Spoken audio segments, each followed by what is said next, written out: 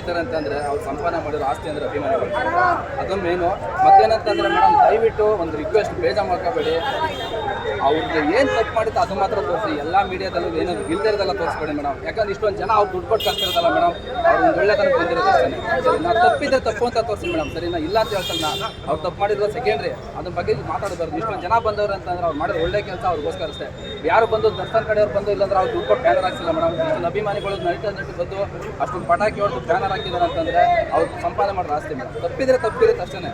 ಸರಿನಾ? ಜೈ D boss, ಜೈ ಹೇಳಿದ್ದಾರೆ ಸೂರ್ಯಂಗೂ ಜಾಸ್ತಿ ದಿನ ಗ್ರಹಣ ಇದೆಯಲ್ಲ, ಥ್ಯಾಂಕ್ ಯು. ಅವ್ರಿಗೂ ಒಂದು ಏನು ಆದಷ್ಟು ಬೇಗ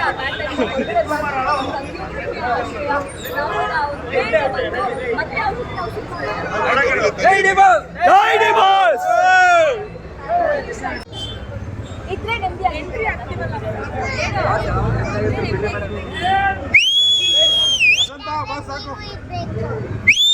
ನೆಮ್ಮದಿ ಆಗಿರ್ಬೇಕು, ಇದ್ರೆ ನೆಮ್ಮದಿ ಆಗಿರ್ಬೇಕು. ಹೇಳು ಜೋರಾಗಿ.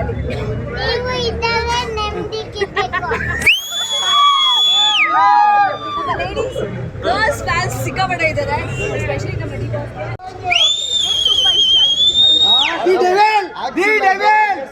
ಒಂದೇ ಒಂದು ವಿಷಯ ಹೇಳಬೇಕು ಅಂತ ಇಷ್ಟಪಡ್ತೀನಿ. ಇಷ್ಟು ದಿನ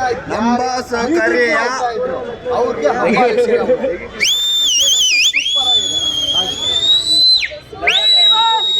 ಸೂರ್ಯನ್ಗೆ ಜಾಸ್ತಿ ದಿನ ಗ್ರಹಣ ಹಿಡಿಯಲ್ಲ. ಇನ್ನೊಂದು ಹೇಳ್ಬೇಕು ಅಂದ್ರೆ ಉತ್ಸವ ಮೂರ್ತಿ ಮಾತ್ರ ಒಳಗಿದೆ. ಸರಿ, ನಾವು ಪೂಜಾರಿಗಳೆಲ್ಲ ಹಬ್ಬ ಮಾಡ್ತಾವ್ರಿ ಇಲ್ಲಿ, ಅಷ್ಟೇ ಹೇಳ್ಬೋದು.